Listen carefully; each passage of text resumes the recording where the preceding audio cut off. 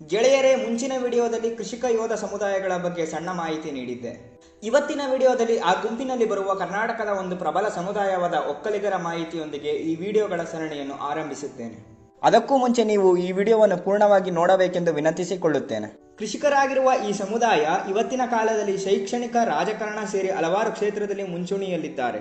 ಸ್ನೇಹಿತರೆ, ಕರ್ನಾಟಕ ರಾಜ್ಯ ರಾಜಕಾರಣದಲ್ಲಿ ಪ್ರಭಾವ ಬೀರುವ 4 ಪ್ರಮುಖ ಜನಾಂಗಗಳಲ್ಲಿ ಈ ಸಮುದಾಯವೂ ಒಂದು. ಹಳೆ ಮೈಸೂರು ಮಲೆನಾಡಿನಲ್ಲಿ ಹರಡಿರುವ ಈ ಜನಾಂಗದ ಆಹಾರ ಪದ್ಧತಿ ಹಾಗೂ ಆಚರಣೆಗಳಲ್ಲಿ ಸ್ಥಳಕ್ಕನುಗುಣವಾಗಿ ವ್ಯತ್ಯಾಸಗಳನ್ನು ಕಾಣಬಹುದು.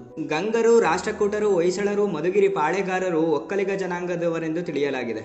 ಒಕ್ಕಲಿಗರ ಹೆಚ್ಚಿನ ಮಾಹಿತಿ ತಿಳಿಯುವುದಕ್ಕೂ ಮೊದಲು ಒಕ್ಕಲಿಗ ಪದದ ಉತ್ಪತ್ತಿಯ ಬಗ್ಗೆ ತಿಳಿದುಕೊಳ್ಳೋಣ.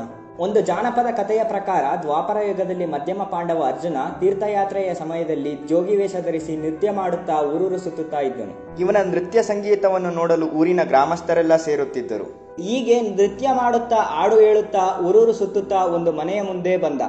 ಆ ಮನೆಯ ಸೊಸೆ ಇವನ ನೃತ್ಯವನ್ನು ನೋಡುತ್ತಾ ಸೋರೆಕಾಯಿ ಕತ್ತರಿಸುತ್ತಿದ್ದಾಗ ಮೈಮರೆತ ಆ ಸೊಸೆ ಮಡಿಲಲ್ಲಿದ್ದ ಮಗುವನ್ನು ಸೋರೆಕಾಯಿಯಂತೆ ಆ ಮಗುವಿನ ಕುತ್ತಿಗೆ ಹಾಗೂ ಕೈಕಾಲನ್ನು ಕತ್ತರಿಸಿದಳು. ಸ್ವಲ್ಪ ಸಮಯದ ನಂತರ ಅಚಾತುರ್ಯ ಅವಳ ಅರಿವಿಗೆ ಬಂದು ರೋಧಿಸಿದಳು. ಅಚಾತುರ್ಯದ ಅಪಾದನೆಯನ್ನು ಜೋಗಿ ವೇಷದಲ್ಲಿದ್ದ ಅರ್ಜುನನ ಮೇಲೆ ಹೊರಿಸಿದಳು. ಗೃಹಿಣಿಯ ಮೊರೆಯಾಲಿಸಿದ ಜೋಗಿ ವೇಷದ ಅರ್ಜುನ ಭೈರವೇಶ್ವರನನ್ನು ಸ್ಮರಿಸುತ್ತಾ ಆ ಮಗುವಿಗೆ ಜೀವದಾನ ಮಾಡಿದ. ಜೀವ ಬಂದರೂ ಆ ಮಗುವಿಗೆ ಒಂದು ಕಾಲನ್ನು ವಾಪಸ್ ತರಲಾಗಲಿಲ್ಲ.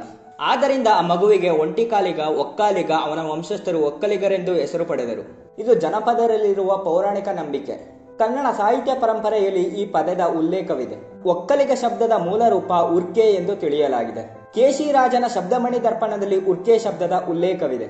ಉರ್ಕೆ ಎಂದರೆ ಉಚ್ಚ ಸ್ವಭಾವ ಅಥವಾ ಉತ್ತಮ ಸ್ವಭಾವ ಎಂದು ಅರ್ಥೈಸಲಾಗಿದೆ. ಇನ್ನೊಂದು ಹಳೆಗನ್ನಡದ ಪ್ರಯೋಗದ ಪ್ರಕಾರ ನೇಗಿಲಿಂಗ್ ಗೆಯ್ಯುವುದು ಉರ್ಕೆ ಎಂದು ಹೇಳಲಾಗಿದೆ. ಈ ಪ್ರಯೋಗದ ಅರ್ಥ ನೇಗಿಲಿಂದ ನೆಲವನ್ನು ಉಳುವುದು ಎಂದಾಗುತ್ತದೆ. ಕಾಲ ಕಳೆದಂತೆ ಉರ್ಕೆ ಉಕ್ಕೆಯಾಯಿತು. ನೆಲವನ್ನು ಉಳುವವನು ಉಕ್ಕೇಯಿಗನಾದ. ಈ ಪದ ಮುಂದೆ ಇನ್ನೂ ಪರಿವರ್ತನೆಗೊಂಡು ಉಕ್ಕಾಲಿಗ ಹಾಗೂ ಒಕ್ಕಾಲಿಗವಾಯಿತು. ಹಳೆ ಮೈಸೂರು ಪ್ರಾಂತ್ಯದಲ್ಲಿ ನೇಗಿಲಿನಿಂದ ಭೂಮಿಯನ್ನು ಉಳುವುದಕ್ಕೆ ಈಗಲೂ ಉಕ್ಕೆ ಎನ್ನುತ್ತಾರೆ. ಈ ಪ್ರಯೋಗದಂತೆ ನೆಲವನ್ನು ಉಳುತ್ತಿದ್ದ ಅಂದಿನ ಕೃಷಿಕ ಸಮಾಜವನ್ನು ಒಕ್ಕಲಿಗ ಎಂದು ಕರೆಯಲಾಯಿತು. ಇವತ್ತಿನ ಕಾಲದಲ್ಲಿ ಕೆಲವೊಮ್ಮೆ ಜಾತ್ಯತೀತವಾಗಿ ರೈತರನ್ನು ಒಕ್ಕಲಿಗರೆಂದು ಸಂಬೋಧಿಸುತ್ತಾರೆ. ಈ ವ್ಯವಸಾಯ ಈ ಸಮುದಾಯದ ಮೂಲ ವೃತ್ತಿಯಾದರೂ ಅದರೊಂದಿಗೆ ಪ್ರಾಂತ್ಯದ ಮುಖ್ಯಸ್ಥರಾಗಿ ಕೆಲಸ ಮಾಡುತ್ತಿದ್ದರು. ಸುಮಾರು 54 ಉಪಪಂಗಡಗಳು ಒಕ್ಕಲಿಗ ಸಮುದಾಯದಲ್ಲಿವೆ. ಅವುಗಳಲ್ಲಿ ಪ್ರಮುಖವಾದವು ಗಂಗಟಕಾರ ಒಕ್ಕಲಿಗ, ಮುರುಸು ಒಕ್ಕಲಿಗ, ಕುಂಚಿಟಿಗ ಒಕ್ಕಲಿಗ, ಸರ್ಪ ಒಕ್ಕಲಿಗ, ಗ್ರಾಮ ಒಕ್ಕಲಿಗ, ಆಲಕ್ಕಿ ಒಕ್ಕಲಿಗ, ಉಪ್ಪಿನಕೋಳಗ ಒಕ್ಕಲಿಗ, ಅರೆಭಾಷೆಗೌಡ, ಹಳ್ಳಿಕಾರ ಒಕ್ಕಲಿಗ, ನಾಮಧಾರಿ ಒಕ್ಕಲಿಗ. ಒಕ್ಕಲಿಗ ಉಪಪಂಗಡಗಳಲ್ಲಿ ಬಹುತೇಕವು ಗಂಗರ ಮೂಲದಿಂದ ಬಂದಿವೆ ಎಂದು ತಿಳಿಯಲಾಗಿದೆ. ಗಂಗರ ಮೂಲವೆಂದು ಹೇಳುವುದಕ್ಕೆ ಒಳಪಂಗಡಗಳಲ್ಲಿ ಪ್ರಮುಖವಾದ ಪಂಗಡವೆಂದು ಕರೆಯಲ್ಪಡುವ ಗಂಗಟಕಾರ ಪಂಗಡವನ್ನು ನಾವು ಉದಾಹರಣೆಯಾಗಿ ಕೊಡಬಹುದು. ಗಂಗರ ಸಾಮ್ರಾಜ್ಯ ಇವತ್ತಿನ ದಕ್ಷಿಣ ಕರ್ನಾಟಕ ಹಾಗೂ ತಮಿಳುನಾಡಿನ ಕೊಂಗು ಪ್ರದೇಶವನ್ನು ಒಳಗೊಂಡಿತ್ತು. ಕೊಡಗು ಮತ್ತು ಪಶ್ಚಿಮ ಮೈಸೂರನ್ನು ಆಳಿದ ಚೆಂಗಾಲ್ವರು ಹಾಗೂ ಪ್ರತಿಷ್ಠಿತ ಕೆಳದಿ, ಯಾನೆ, ಎಕ್ಕೇರಿ ರಾಜವಂಶ ಸ್ಥಾಪಕರಾದ ಭದ್ರಪ್ಪ ಗೌಡ, ಚೌಡಪ್ಪ ಗೌಡರು ಗಂಗ ಪರಿವಾರದವರೆಂದು ಚರಿತ್ರಕಾರರು ಶಾಸನಾಧಾರಿತವಾಗಿ ಗುರುತಿಸಿರುವುದು ಇಲ್ಲಿ ಗಮನಾರ್ಹ. ಗಂಗಟಕಾರ ಒಕ್ಕಲಿಗರನ್ನು ಗಂಗರ ಸಂತತಿ ಎಂದು ತಿಳಿಯಲಾಗಿದೆ. ಗಂಗ ಪದ ತಮಿಳಿನಲ್ಲಿ ಕೊಂಗ ಎಂದು ಬದಲಾಗಿದೆ. ಈಗಲೂ ತಮಿಳುನಾಡಿನಲ್ಲಿ ವಾಸಿಸುವ ಕೊಂಗು ವೆಳ್ಳಾಳ ಗೌಂಡರ್ ತಮ್ಮನ್ನು ತಾವು ಗಂಗ ವಂಶಸ್ಥರೆಂದು ಕರೆದುಕೊಳ್ಳುತ್ತಾರೆ. ಇವರಿಗೂ ಗಂಗಟಕಾರ ಪಂಗಡಕ್ಕೂ ವೈವಾಹಿಕ ಸಂಬಂಧಗಳಿರುವುದು ನಾವು ಇತಿಹಾಸದಿಂದ ತಿಳಿಯಬಹುದು. ಗಂಗಟಕಾರ ಪಂಗಡವು ಹಾಸನ, ಮಂಡ್ಯ, ತುಮಕೂರು, ಮೈಸೂರು, ಬೆಂಗಳೂರು, ರಾಮನಗರ ಮತ್ತು ಚಾಮರಾಜನಗರ ಜಿಲ್ಲೆಗಳಲ್ಲಿ ವಾಸಿಸುತ್ತಿದೆ. ಒಕ್ಕಲಿಗರ ಸಮುದಾಯದಲ್ಲಿ ಮತ್ತೊಂದು ಉಪಪಂಗಡ ಮೊರಸು ಒಕ್ಕಲಿಗರು. ನಾಡಪ್ರಭು ಕೆಂಪೇಗೌಡರು ಈ ಉಪಪಂಗಡಕ್ಕೆ ಸೇರುತ್ತಾರೆ. ಕೆಂಪೇಗೌಡರ ಪೂರ್ವಜರು ತಮಿಳುನಾಡಿನ ಕಂಚಿ ಪ್ರಾಂತ್ಯದಿಂದ ಕರ್ನಾಟಕಕ್ಕೆ ವಲಸೆ ಬಂದವರು. ಗಂಗರ ಕಾಲದಲ್ಲಿ ಕೆಂಪೇಗೌಡರ ಪೂರ್ವಜರು ಇಲ್ಲಿನಿಂದ ತಮಿಳುನಾಡಿಗೆ ಪ್ರಾಂತ್ಯಾಧಿಕಾರಿಗಳಾಗಿ ಹೋಗಿದ್ದು ಇತಿಹಾಸದಲ್ಲಿ ದಾಖಲಾಗಿದೆ. ಮೊರಸು ಒಕ್ಕಲಿಗರನ್ನು ನಾವು ಕೋಲಾರ, ಚಿಕ್ಕಬಳ್ಳಾಪುರ, ಬೆಂಗಳೂರು ಗ್ರಾಮಾಂತರ, ಬೆಂಗಳೂರು ನಗರದಲ್ಲಿ ನಾವು ಕಾಣಬಹುದು. ಇವರಲ್ಲಿ ಹೊಸದೇವರ ಹಾಗೂ ಬಂಡಿದೇವರ ಎಂಬ ಆಚರಣೆಗಳು ರೂಢಿಯಲ್ಲಿವೆ. ಕೊಡಗು ಮತ್ತು ದಕ್ಷಿಣ ಕನ್ನಡದಲ್ಲಿ ವಾಸಿಸುವ ಇನ್ನೊಂದು ಉಪಪಂಗಡ ಅರೆಭಾಷಿಕ ಒಕ್ಕಲಿಗ ಅಥವಾ ತುಳುಭಾಷಿಕ ಒಕ್ಕಲಿಗ ಗೌಡರು. ಅರೆಭಾಷೆ ಮತ್ತು ತುಳು ಮಾತನಾಡುವ ಇವರು ಈಗಿನ ಹಾಸನದ ಐಗೂರಿನಿಂದ ಇಕ್ಕೇರಿ ಸಂಸ್ಥಾನದ ಕಾಲದಲ್ಲಿ ಕೊಡಗು ಮತ್ತು ಸುಳ್ಯ ಪ್ರಾಂತ್ಯಕ್ಕೆ ವಲಸೆ ಹೋದವರೆಂದು ಸಂಶೋಧನೆಯಿಂದ ತಿಳಿಯಲಾಗಿದೆ. ಕೊಡಗಿನಲ್ಲಿ ಹಳೆಗನ್ನಡ ಮತ್ತು ತುಳು ಮಿಶ್ರಿತ ಅರೆಭಾಷೆಯನ್ನು ಮಾತೃಭಾಷೆಯನ್ನಾಗಿ ಈ ಪಂಗಡ ಮಾತನಾಡುತ್ತದೆ. ದಕ್ಷಿಣ ಕನ್ನಡದಲ್ಲಿ ಇವರು ತುಳು ಭಾಷೆಯನ್ನು ಮಾತೃಭಾಷೆಯನ್ನಾಗಿ ಮಾತನಾಡುತ್ತಾರೆ. ಅರೆಭಾಷಿಕ ಸಮುದಾಯ 10 ಕುಟುಂಬ ಹಾಗೂ 18 ಗೋತ್ರ ಎಂಬ ಆಧಾರದಲ್ಲಿ ವಿಭಜಿತವಾಗಿದೆ. ಕೊಡಗು ಮತ್ತು ಸುಳ್ಯ ಪ್ರಾಂತ್ಯಕ್ಕೆ ವಲಸೆ ಹೋದ ಒಕ್ಕಲಿಗರು ಅಲ್ಲಿನ ಸಂಸ್ಕೃತಿಯೊಂದಿಗೆ ಬೆರೆತಿದ್ದಾರೆ. ಆ ಪ್ರದೇಶದಲ್ಲಿನ ಭೂತಾರಾಧನೆ ಹಾಗೂ ದೈವಾರಾಧನೆಯನ್ನು ರೂಢಿಯಲ್ಲಿರಿಸಿಕೊಂಡಿದ್ದಾರೆ. ಇನ್ನು ಉತ್ತರ ಕನ್ನಡದಲ್ಲಿ ವಾಸಿಸುವ ಪ್ರಮುಖ 2 ಉಪಪಂಗಡಗಳು ಆಲಕ್ಕಿ ಒಕ್ಕಲಿಗರು ಮತ್ತು ಗ್ರಾಮ ಒಕ್ಕಲಿಗರು. ಒಂದು ನಂಬಿಕೆಯ ಪ್ರಕಾರ ಗ್ರಾಮ ಒಕ್ಕಲಿಗರು ಹವ್ಯಕ ಬ್ರಾಹ್ಮಣರ ಜೊತೆ ಉತ್ತರ ಕನ್ನಡಕ್ಕೆ ವಲಸೆ ಬಂದರೆಂದು ತಿಳಿಯಲಾಗಿದೆ. ಇವರು ಹವ್ಯಕ ಬ್ರಾಹ್ಮಣರಿಗೆ ರಕ್ಷಕರಾಗಿ ಬಂದರೆಂದು ನಂಬಲಾಗಿದೆ. ವೈಷ್ಣವರಾಗಿರುವ ಗ್ರಾಮ ಒಕ್ಕಲಿಗರ ಮನೆದೇವರು ತಿರುಪತಿ ತಿಮ್ಮಪ್ಪ. ಗ್ರಾಮ ಒಕ್ಕಲಿಗರ ಜೊತೆಗೆ ಉತ್ತರ ಕನ್ನಡದಲ್ಲಿ ಕಾಣಸಿಗುವ ಇನ್ನೊಂದು ಉಪಪಂಗಡ ಆಲಕ್ಕಿ ಒಕ್ಕಲಿಗರು. ವಿಶಿಷ್ಟ ಉಡುಗೆ ತೊಡುಗೆ ಆಚಾರ ವಿಚಾರಗಳನ್ನು ಹೊಂದಿರುವ ಈ ಉಪಪಂಗಡ ಶೈಕ್ಷಣಿಕವಾಗಿ ಹಿಂದುಳಿದಿದೆ. ಒಕ್ಕಲಿಗ ಸಮುದಾಯದ ಮತ್ತೊಂದು ಉಪಪಂಗಡ ಕುಂಚಿಟಿಗ ಒಕ್ಕಲಿಗರು.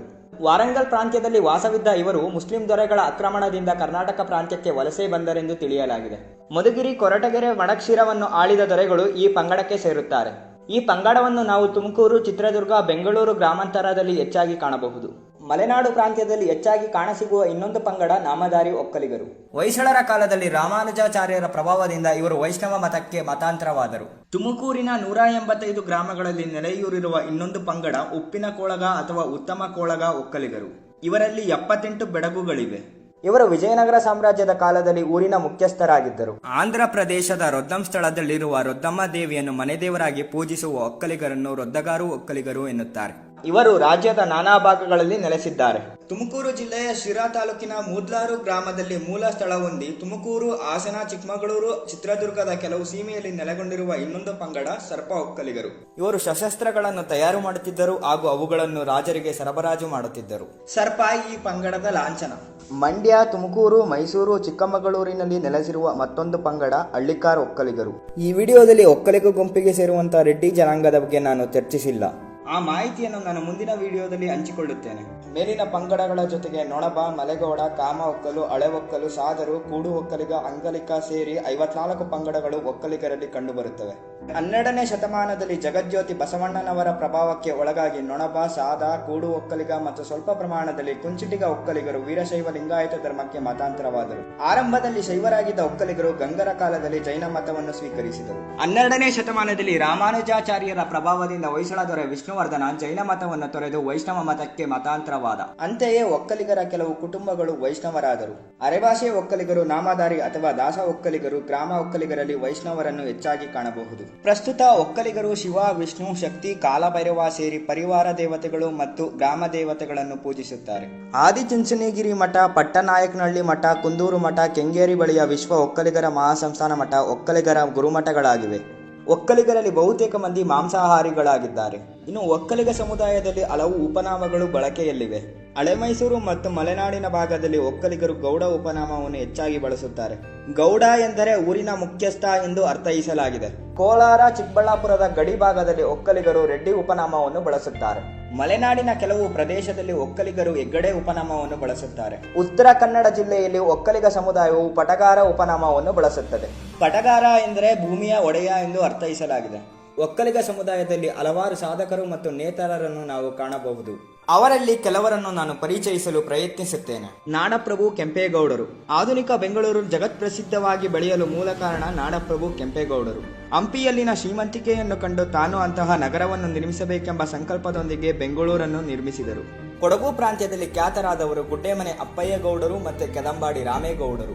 1834ರಲ್ಲಿ ಬ್ರಿಟಿಷರು ಕೊಡಗಿನ ರಾಜ ಚಿಕ್ಕವೀರ ರಾಜೇಂದ್ರನನ್ನು ಪದಚ್ಯುತಗೊಳಿಸುತ್ತಾರೆ. ಈ ಸಮಯಕ್ಕೆ ಬ್ರಿಟಿಷರು ರೈತರ ತೆರಿಗೆಯನ್ನು ಹೆಚ್ಚಿಸಿದ್ದರು.